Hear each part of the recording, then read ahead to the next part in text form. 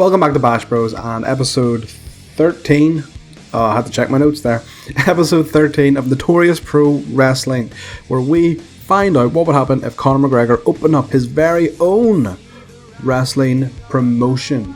Now, it has only been 2 days since you were last here. Not much to report on other than Io Shirai is extending her contract. And one bit that I find interesting, which I missed before, Wardlow had been let go by AEW. Well, actually, it was only last week, and then now he's been picked up by MLW. So I'm disappointed he's not available in Britain. I actually would have maybe liked to bring him in as Ace Austin's muscle. I know Ace Austin has a similar thing with, is it Madman Fulton in Impact at the minute? Who knows? It could change. Maybe he will start wrestling in Britain soon. Maybe, but I was surprised that I was really surprised AEW let him go. Other than that, let's get into it. Okay, so we are back. Notorious Pro Wrestling, Ballix, live from the Black Box in Belfast. So here is the card. Overall, I think it's solid. You'll see, once again, I'm kind of leaning into the 15-minute matches unless the guys have particularly good psychology. So the main event, Chris Hero and Doug Williams, both are veterans, great psychology. I'm having to go nearly half an hour. I think it could be really strong, hopefully. Other things then, we have Rich Swann and the Cyborg Wolves versus... Oh, that's a thing, yeah. Whoops. There you go. Some on-the-fly stuff here for you because I forgot to put this in. Rich Swann, Entertainment, 6 minutes, pre-match, Wolves, mystery partner is Rich Swann. That's okay. I'm not gonna advance. Let's try it now. Now we'll move on up to here. Sorry, I forgot to put that in. There we go. We are sweet. Back at it. Whoa, cut back. Here we go. Sorry, yes, so card from the bottom I think is very solid. I have on the pre-show I have Carlos Romo, who again I've said before I think is going to be a really good performer, going over Grado, because Grado I would say in the next couple of weeks I'm probably going to let him go. And then Curtis Axel over Sugar Dunk. I have plans for Axel, which is something probably no one has ever said before. I have plans for Curtis Axel. Not only these plans actually involve putting him in a tag team. I won't say who with, but I like the pairing. Hopefully, knock on wood, they don't have bad chemistry, but we'll see. A lot more angles in this than I thought there was going to be, but it's still within the parameters of kind of the percentage that we're allowed, so I think this could be very good. Famous last words. Okay, here we go. So Curtis on the pre-show, Curtis Axel beat Sugar Dunk with the Henningplex 45 segment, which is good. It's within kind of the parameters of Curtis Axel 49. He's actually getting better. He's getting close to the 50 mark. And Sugar Dunk 40. So again, the too short a match doesn't seem to impact it too much. Maybe a point or two possibly, but overall still very good. Next on the pre-show, Grado gets one of his special entrances. Rate of 42, which is solid, but considering there are people on our roster who can get over that with an angle and can actually go in ring, his time is soon. Match then, Carlos Romo versus Grado. Carlos Romo beat Grado by pinfall in a 35 match. Ooh. Carlos Romo got a 51, Grado just dragged the bout down. Neither man must have very good psychology because that was only a 15-minute match and it's still dragged in the middle. So that's weird. I might have to take a look. Maybe Carlos might only be able to face guys with better psychology because he's quite young. He's still in his 20s. So we'll see how that goes going forward. Just something to keep an eye on. In the ring performance, he is very good. I mean, he got a 51, but the psychology, it just isn't there yet. On to the main show. So starting off with a last man standing. Yes, I finally decided to do a last man standing match between these two. So in a bout that had great heat, or fantastic heat and great wrestling, Easton Reese beat Davey Boy Smith when Davey Boy could not answer the 10 count after a powerbomb. 46 match, which is very good. I'm happy with that. Davey Boy Smith 47 and Easton Reese got a 50. Easton Reese is actually improving definitely seems to be. Especially a couple of weeks ago, he was putting in not great performances. I think it was low 40s he was doing, so good to see. Promo then from Ace Austin. This was a shorter promo, so which I think maybe why the segment is not so good. But Ace says pretty much whoever stole his cane demands that he brings it back. Leading into Ace Austin beating Jody Fleisch in 15 minutes for the House of Cards in a 44 match, which is okay. Ace Austin 49, so still putting okay or pretty high performances. Jody Fleisch 42, which is alright a performance. So yeah, overall I'm happy enough with that. Afterwards then the lights go out, and when they come back up, Sonico appears in the ring and attacks Ace Austin with the cane that he stole. As a 38 segment, I don't think Sonico has great entertainment or mic skills, which may be why this isn't as high as it could be. Ace Austin has pretty okay mic skills, so we just need to be careful how I kind of book Sonico in and around that. But this will be the start now of Sonico kind of going after and haunting Ace. James Storm versus Robert Lynch. So James Storm beat Robert Lynch after a super kick. This wasn't a hardcore match, so James Storm got a 54, which is a really solid performance, really good performance, not even solid. Rob Lynch got a 46, okay, that's alright. Overall came in 49, so I'm happy enough with that. And then a big announcement from Conor McGregor.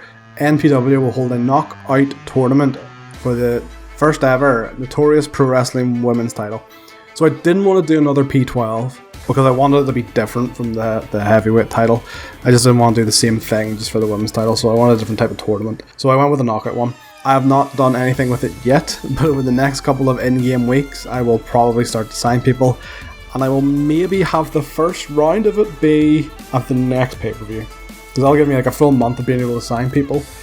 That will also give me a chance to listen to your guys' suggestions, which would be really cool, because I love this idea of like people being vocal and like getting to make decisions within this world, I suppose is what it is. But yeah, so big announcement. So first ever NPW Women's title is coming soon. So before the tag match between the Wolves and the Filthy Generation, it is revealed that the Wolves' mystery partner is a debuting Rich Swann.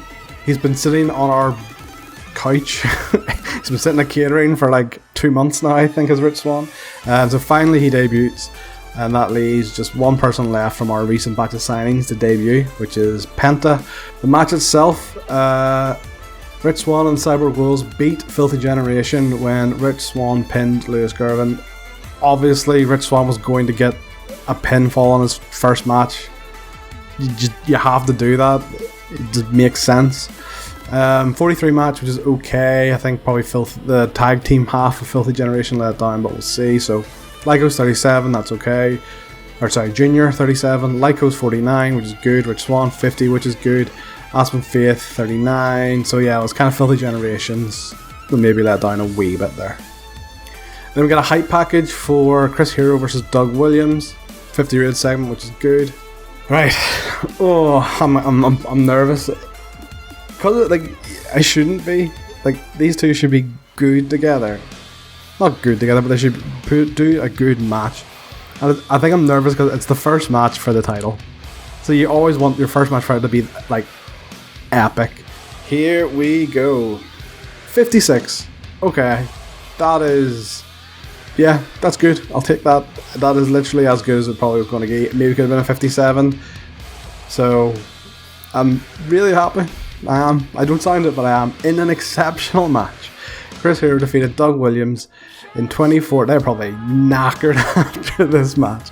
24 minutes by pinfall after an Emerald Elbow. Chris Hero wins the NPW World title. Chris Hero also wins the Proper 12 tournament. That obviously just coincides just how that went. So yes, Hero got a 57. Doug, they are going to be the two best performers. And afterwards, Conor McGregor comes out, hands Chris Hero the belt, and begrudgingly finally raises Hero's hand. And that is the show. I think this will be a really solid show. 62. Awesome. We probably did get a bit of a bump because we kind of spammed Conor McGregor twice. Okay, who are we going to talk to?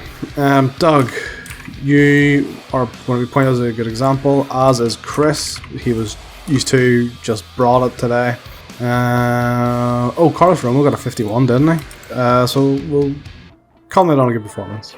Okay, Doug was pleased, Chris was pleased, Carlos was pleased. Okay, so we are back, and there's no real news to talk about really after the show. NXT UK, I think we 55. So we actually outperformed, but again, I think we did maybe spam Conor McGregor a wee bit on that last show. But wow, their main event was Wolfgang and Alexander Wolf versus Noam Dar and Jordan Devlin in a tag team cage match. What? I know you always get weird booking with computers, but that's weird. Alright, cool. Well, let's just see what was said about Ballix. So, Notorious Pro Wrestling. Yeah, okay, so same as we have been getting. So, feedback has been awesome. And our size has gone up again. So, I suppose that's how strong that last pay-per-view was how much we actually went up there. So that's dope. Really happy with that. We still need to get to a 35 in Ireland. So, we're still about 8 points off kind of getting to the next size. I would definitely say by the end of the year, in game year 20, like, will definitely be small, but just when that'll happen before that, I'm not too sure. And let's just take a wee look at it.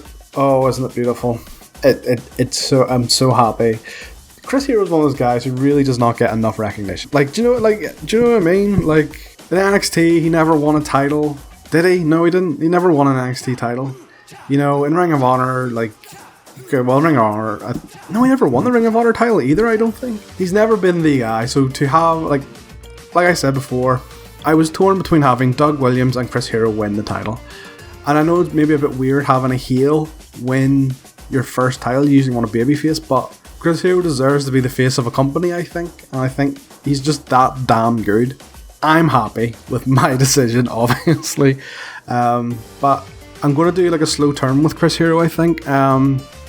He will maybe feud with Doug for another month or so.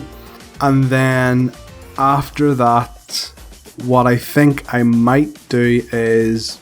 So I don't know if this will kind of be in it, if this will stay in the episode, but what I think my plan will be is Chris and Doug will feud for a bit. The whole caveat being, the next time they face for the title, Doug is going to put his career on the line. Because Doug's great, but he's very old, and he's not very old, that sounds horrible, but I kind of want Doug just to kind of take a more backstage role as a road agent. So we'll maybe do a title versus career match. That'll kind of be the start of Chris Hero turning face, where he's kind of realizing that, wow, Doug was kind of towards the end of his career and I'm no spring chicken myself. And then that will lead to then the Chris Hero versus Conor McGregor match.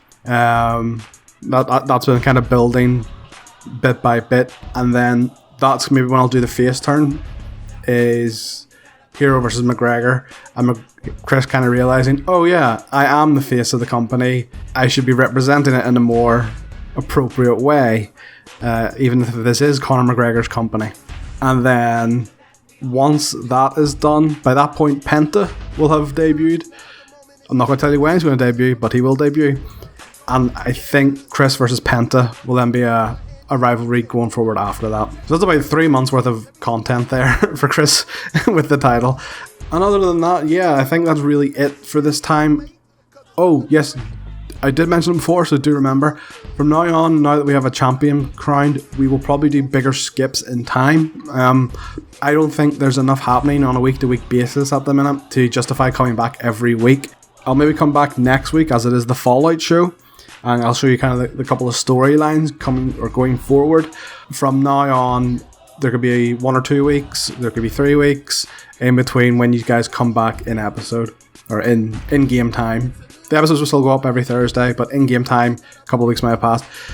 You're guaranteed to be back for every single pay-per-view, but just Nick and I discussed it, and I feel like that's kind of the best format, is to come back when something interesting happens. We'll still kind of, when you come back, I'll maybe do a retrospective of what has happened, but really you'll be coming back for big news articles, big matches, or big angles, and every pay-per-view. You will be back this coming Thursday for Notorious Pro Wrestling Wanted for the fallout of Ballix, where you will start to see the new storylines coming in. And that is all due next time on Bash Bros. Thank you for joining me, and I'll see you then.